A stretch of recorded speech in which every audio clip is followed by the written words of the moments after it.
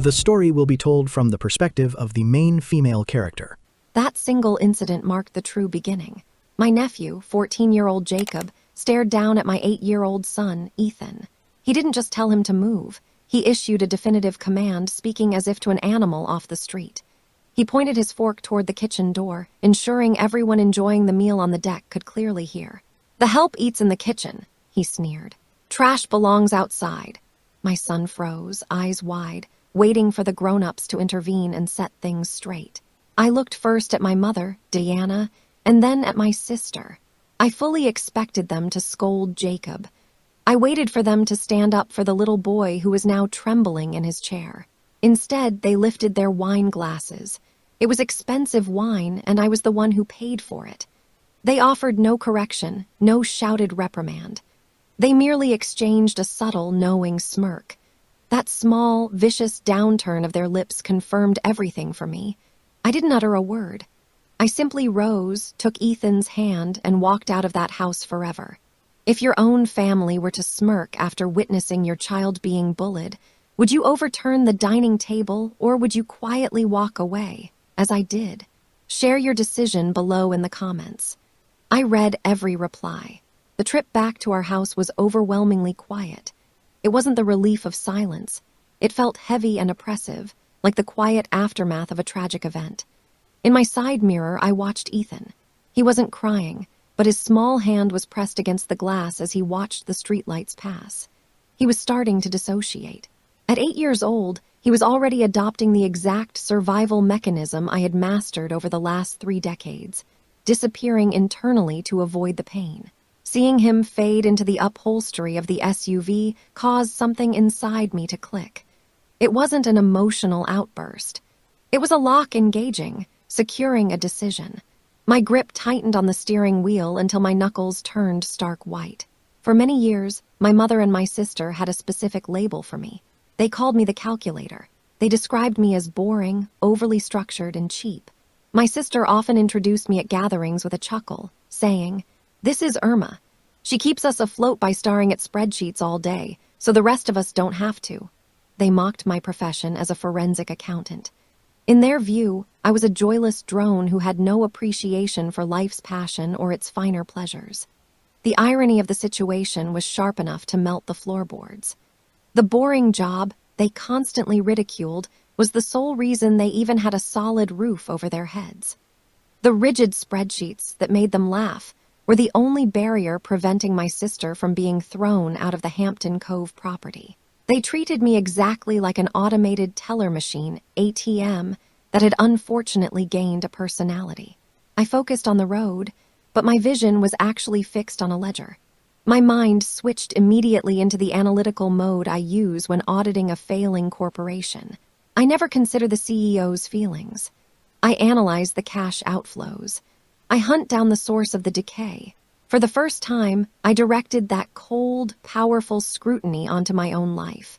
Why had I tolerated it? Why did I continue signing all the checks? For the last 7 years, I operated under a self-imposed agreement. I genuinely believed that by paying enough, covering the massive mortgage, the expensive renovations, the medical copays, and all the constant emergencies, I was earning equity in the family structure. I thought I was purchasing their respect. Crucially, I thought I was securing a guaranteed safe haven for my son. I treated my mother's affection like a delayed dividend, constantly assuming that if I just invested a little more, the return would finally materialize. The smirk, however, provided the necessary clarification.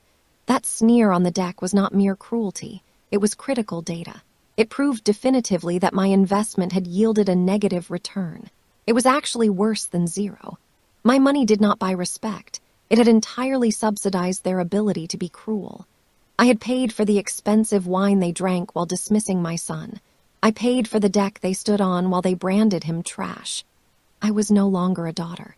I was no longer a sister. Those titles imply a reciprocal relationship based on connection and kinship. My relationship with them was strictly extraction-based. I was merely a source of wealth, and when a resource suddenly gains self-awareness, the extraction must immediately cease. I pulled into our driveway in Connecticut. Our house was dark. Ethan was deeply asleep before I even managed to shut off the SUV engine. He was thoroughly exhausted by the pain of being humiliated by the people who were supposed to cherish him. I carried him inside, his head heavy on my shoulder, his breathing soft and steady.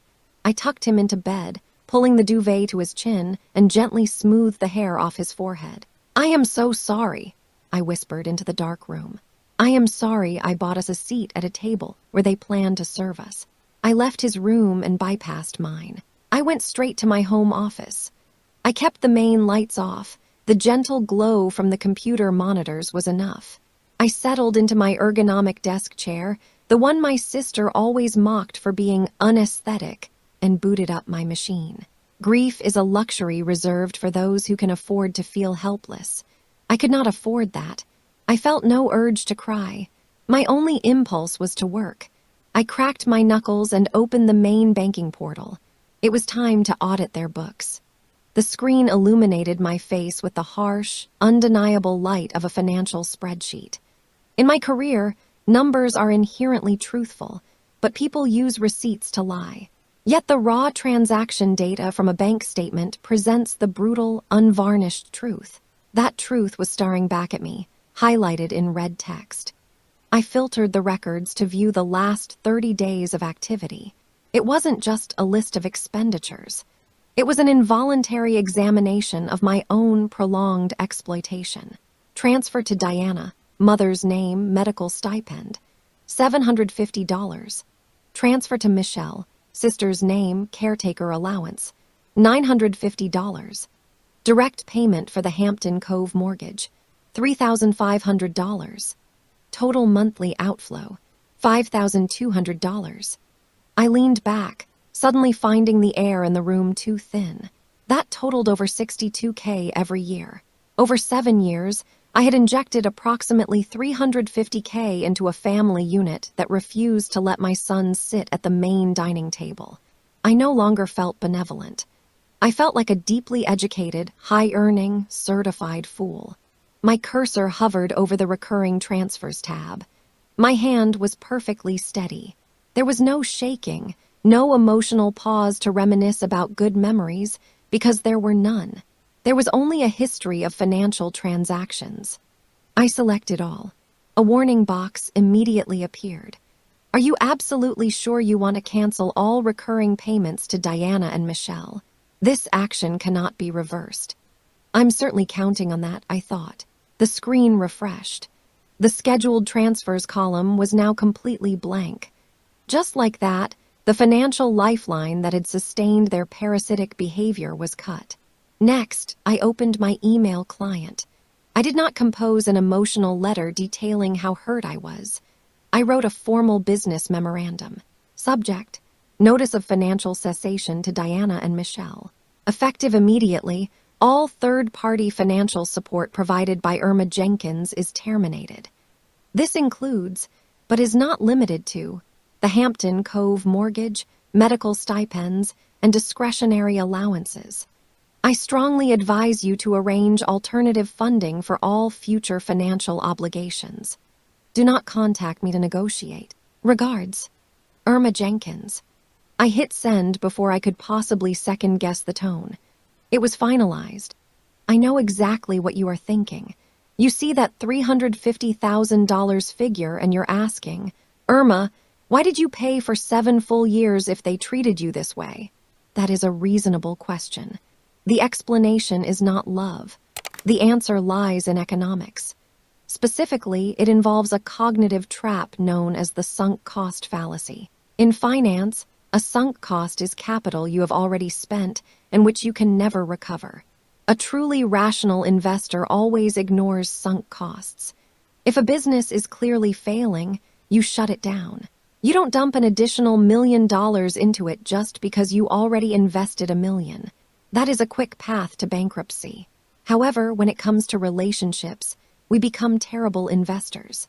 For 7 long years, I treated my mother's supposed affection like a failing security that was due for a massive rebound. Every time I wrote a check, I told myself, I've already poured in so much time, so much emotional pain, and so much money.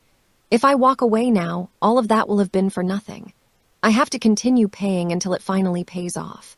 I was paralyzed by the fear of closing the account because that would necessitate admitting that the expected profit, their love, was never going to arrive. I was desperately trying to average down the cost of a deliberate financial scam.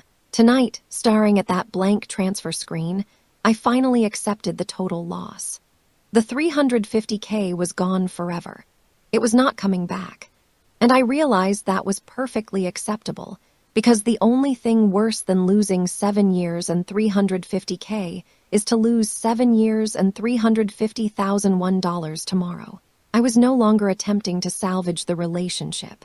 I was cutting my losses in order to save the only asset that still held real value. My son, Ethan. I closed the lid of the laptop. The office went dark. For the first time in 10 years, I did not go to bed preoccupied with their bills. I went asleep fully aware that their market was about to crash. I was eager to witness the fall. Monday morning arrived with the stillness typically found before a major legal filing. I prepared breakfast for my son, packed his lunch, and drove him to school. He remained quiet, but he was not shaking anymore. That small detail was the first true dividend from my decision. The banks opened at 9 a.m. sharp. By 9:05 a.m., the text messages began to flood in. My sister started the assault. Her messages were not inquiries, they were frantic digital shrieks. The payment failed. Fix this immediately. Mom is completely stressed out. Do you want her to end up in the emergency room? Pick up the phone, Irma. You are being unbelievably selfish. I placed my phone face down on the desk and continued organizing case files for a client. I decided not to block their numbers yet. I needed data. In a professional audit, you never destroy the paper trail. You wait for the audit subject to generate more evidence. When my sister's aggression proved ineffective, their strategy instantly changed. At 10:30 a.m., my phone began to ring. The screen simply displayed Mom. This was the nuclear option. In the dynamics of a toxic family, this event is called the extinction burst. When you suddenly withdraw the supply, be it money or attention, that a narcissistic person relies on, they do not simply accept it. They escalate dramatically. They panic. They throw every tactic possible at the wall, just to see if anything sticks. I answered the call. Hello, Mother. Her voice was not the loud, controlling tone she used at Sunday dinner. It was a faint, breathless whisper. My chest, it feels heavy. I gripped the phone, staring at the wall. What is wrong? I asked. The stress, she wheezed dramatically. Your sister informed me that you terminated our financial support. I got so upset. My heart is fluttering again. I absolutely need my medication, Irma. The pharmacy is refusing to fill the prescription without the copay. It's $250. She paused, anticipating the wave of guilt she usually generated. I am having trouble breathing, she added, laying on the theatrics thick. Please, do you honestly want me to die over $250? This is a classic tactic known as triangulation.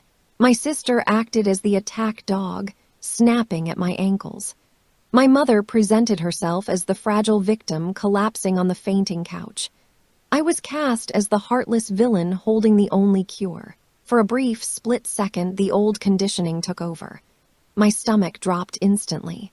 The familiar script began playing in my head. You are a terrible daughter. You are killing her. Just send the money.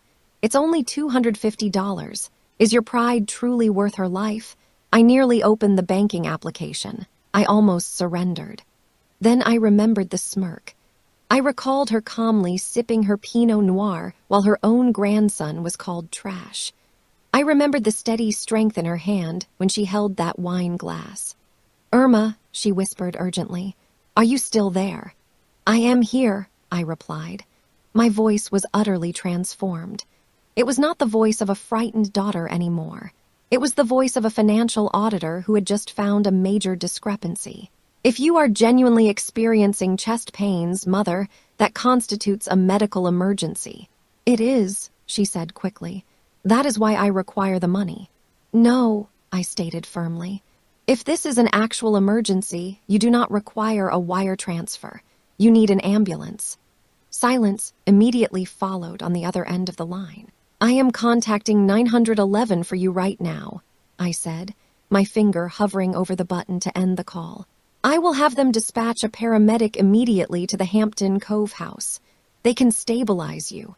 "No," her voice instantly reverted to its full, powerful volume. The fragile, breathless whisper vanished completely. "Do not you dare call an ambulance. I do not need a scene, Irma. I just need my pills. If you are well enough to shout at me, you are certainly well enough to manage your personal budget," I responded. "You ungrateful little." I hung up the phone. My heart was pounding, but my mind was completely clear. She was not ill. She was merely putting on a performance. A performance is not proof, however. As a forensic accountant, I never rely on instinct or emotion. I rely exclusively on receipts. She claimed she urgently needed money for essential heart medication. She claimed the pharmacy was waiting for payment. "Very well, Mother," I said aloud to the empty room. "Let's confirm what the pharmacy has to say." I returned to my computer. I was still the legal guarantor of the joint checking account that was established for her medical expenses. I retained full legal access to view every single transaction. I cracked my knuckles again. It was time for a meticulous deep dive. The screen loaded, and I had access. Since I was the official cosigner on the loan and the guarantor for the associated checking account, I needed no unauthorized entry. I had comprehensive administrative privileges. They consistently overlooked this critical detail. They viewed me as an isolated ATM, failing to remember that the ATM maintains a record of every transaction and withdrawal. I navigated to the joint checking tab designated for medical expenditures. This account was intended to be untouchable. I funded it exclusively for my mother's healthcare needs, prescriptions, copays, and specialist appointments. I had always pictured the money being used for legitimate, necessary expenses, perhaps essential trips to the pharmacy or maybe an expensive ergonomic cushion for her back pain. I organized the ledger by date, looking at the last 30 days. The first listed transaction was not a pharmacy purchase. Sephora, $150. I simply looked at the monitor. Perhaps she required a medicated moisturizer, I thought. I kept scrolling through the list. Total Wine and More, $225. Lulu's Bistro, $90. Cinema City, $50. A cold, hard knot began to form in my gut. There was no charge from CVS. There was no Walgreens. There was no cardiologist listed. My mother, the same woman who had been gasping into the phone moments ago, claiming she was at death's door, had spent nearly $500 in the last week on premium cable services, high-end makeup, and enough Pinot Noir to sedate a horse. I did not feel rage. Anger is volatile and imprecise. What I felt was the chilling, precise clarity of an auditor who had discovered gross embezzlement. This was not an error. This was the deliberate misuse of funds. They were systematically laundering my financial support into an extravagant lifestyle they could never afford on their own. However, these were small transactions. Disrespectful, yes. Absolutely dishonest, but they did not account for the majority of the money. I was sending thousands, yet these charges barely added up to a few hundred. "Where is the remainder of the funds?" I murmured. I adjusted the filter parameters. Instead of reviewing recent transactions, I switched the view to recurring automated drafts. The screen momentarily blinked. The small cosmetic and liquor charges vanished. Only one line item remained. It represented a massive monthly financial hemorrhage that consistently drained the account the moment my deposit arrived. Recurring transfer, $2,600. Recipient, the Wellington Prep bursar. My hand hesitated over the mouse. The Wellington Prep. The name seemed vaguely familiar, but I couldn't immediately place it.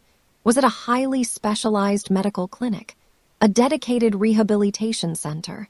If my mother was secretly battling a severe condition she was too embarrassed to share, perhaps I was being cruel. Maybe this transfer was truly for medical treatment. I opened a new browser tab and typed the Wellington Prep into the search bar. I expected images of doctors in white coats or maybe a hospice facility. I hit the enter key. The search results loaded instantly. It was not a hospital. The logo featured a golden crest displaying a lion and a shield. The accompanying slogan read, "The Wellington Prep, cultivating tomorrow's leaders today." I froze in my chair. I clicked the admissions tab. I clicked on the tuition and fees schedule. Junior high tuition, grades 6 through 8, $31,200 annually. The monthly installment plan was listed at $2,600. The numbers matched exactly, down to the final penny. I leaned back, the air escaping my lungs in a sharp, painful hiss. It was not medical bills. It was not a heart condition. I had been paying for private school tuition. Specifically, I was funding my nephew Jacob's private education. The realization struck me with the force of a physical blow. My struggling sister, who pleaded for a caretaker allowance because she was allegedly too busy looking after our sick mother and couldn't afford rent, was secretly sending her son to the most exclusive preparatory school in the entire county, and I was the anonymous benefactor funding it. I closed my eyes.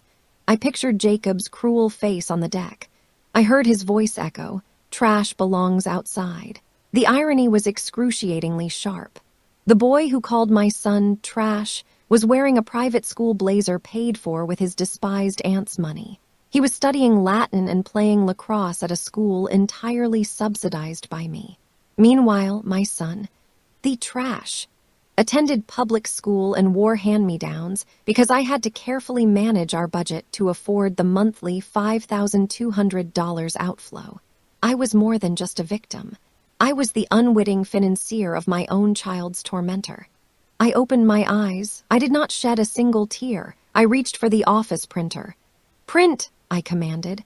The machine whirred to life in the corner, spitting out the physical evidence page by page. The mechanical sound was steady and rhythmic, like a judge's gavel descending. Slam, slam, slam. I gathered the warm stack of paper. I had the fraudulent medical ledger. I had the printout from the Wellington Prep's website. I had the transfer history log. The professional audit was complete. Now, the time had arrived to officially deliver the final report. Tuesday morning did not begin with a gentle sunrise. It began with an aggressive assault on my front door. I was in the kitchen, carefully pouring my coffee, when the heavy pounding started. It was not a polite, standard knock. It was the frantic, entitled hammering of individuals who had never before faced true rejection. I checked the security camera feed on my phone. It was my mother and my sister. They looked completely unhinged. My sister was packing back and forth, screaming at the solid wood, while Mother leaned dramatically against the door frame. She was clutching her chest in an over-the-top display of pain that vanished the second she believed I wasn't watching. I did not hurry. I took a sip of my coffee. It was bitter, which was perfect. I walked to the entryway. I did not use the security chain. I did not attempt to hide. I simply released the deadbolt and pulled the door wide open. "Are you completely out of your mind?" My sister shrieked before I could even react. She immediately shoved past me into the foyer, her face mottled with furious rage. "You terminated the transfers. Mom spent the whole night in agony because of your decision. You could have killed her." Mother shuffled in right behind her, expertly playing the role of the frail martyr. "I don't understand what I possibly did to raise a child so cold," she whispered, dabbing at her dry eyes. "To allow your own mother to suffer over a little money. It's not just money," my sister yelled. "It's about respect. You think because you have some mundane desk job you can dictate our lives. Restore the funds, Irma, or I swear to God I will inform everyone what you did." I leaned against the wall, folding my arms across my chest. I simply watched their performance.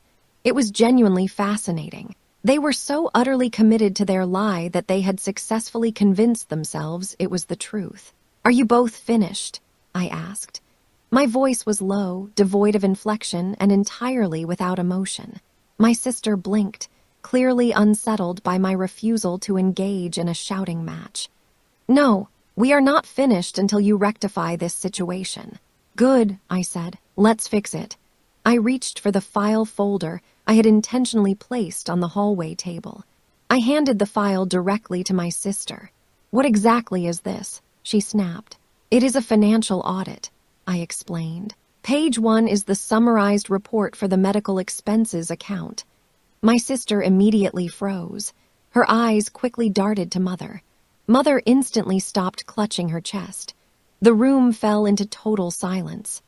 I observe a significant amount spent at Sephora, I said, taking a step closer. I see plenty of Pinot Noir. I see 0 heart medication listed. You illegally accessed my private information. Mother shrieked, her earlier frailty completely gone.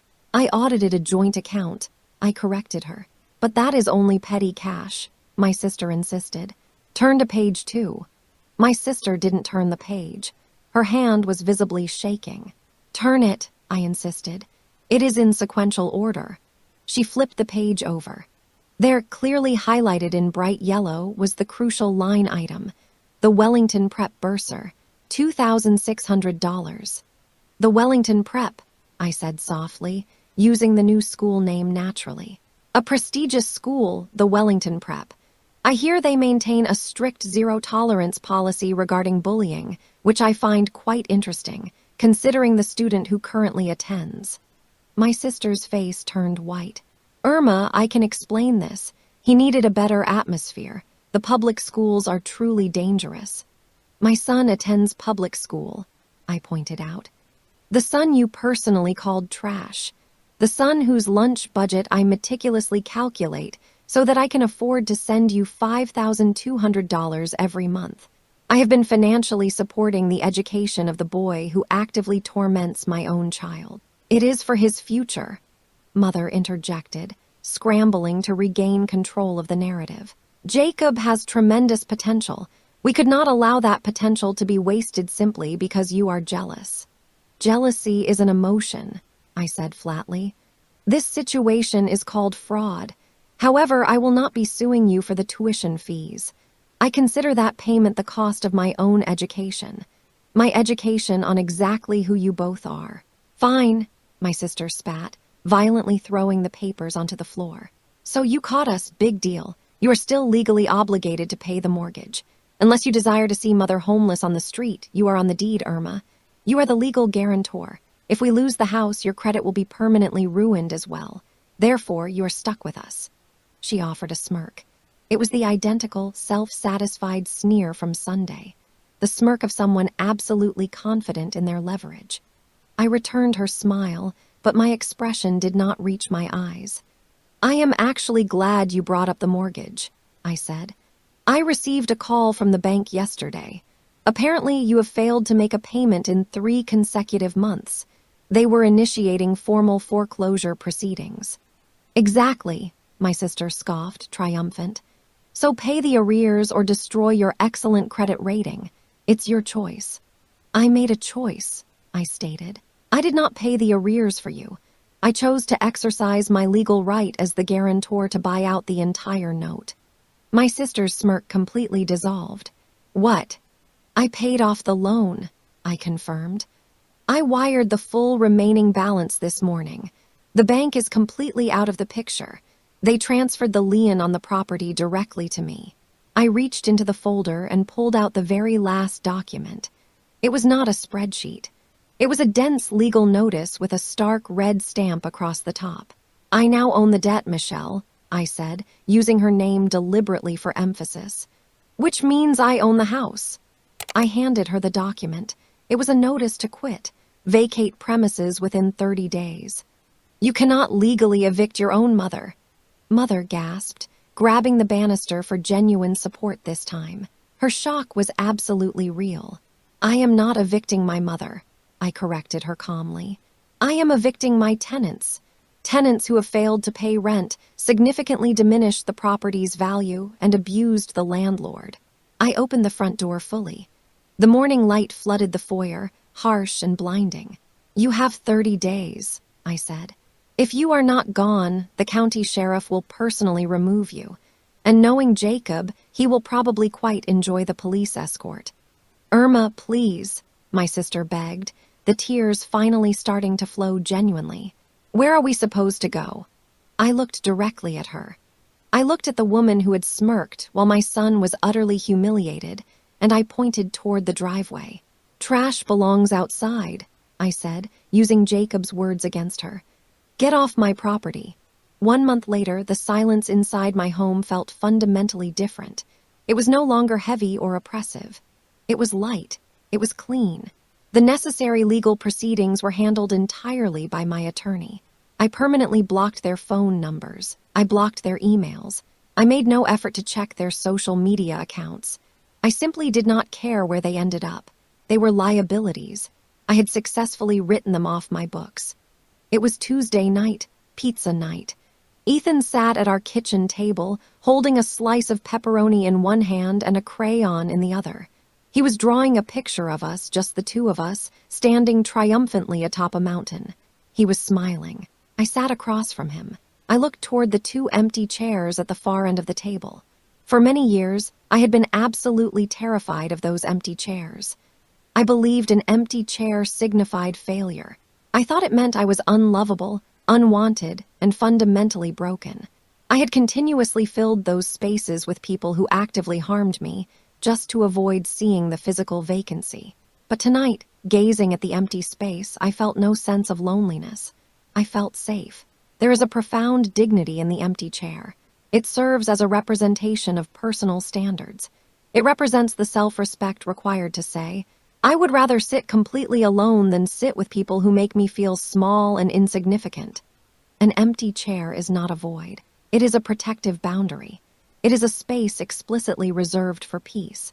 I took a bite of my pizza. It tasted exactly like freedom. I had thoroughly audited my entire life. I had successfully liquidated the bad assets. And for the first time in 38 years, I was truly solvent. Have you ever kept a toxic individual in your life simply because you were afraid of the emotional empty chair they left behind? Share your personal story below. I am reading every single comment.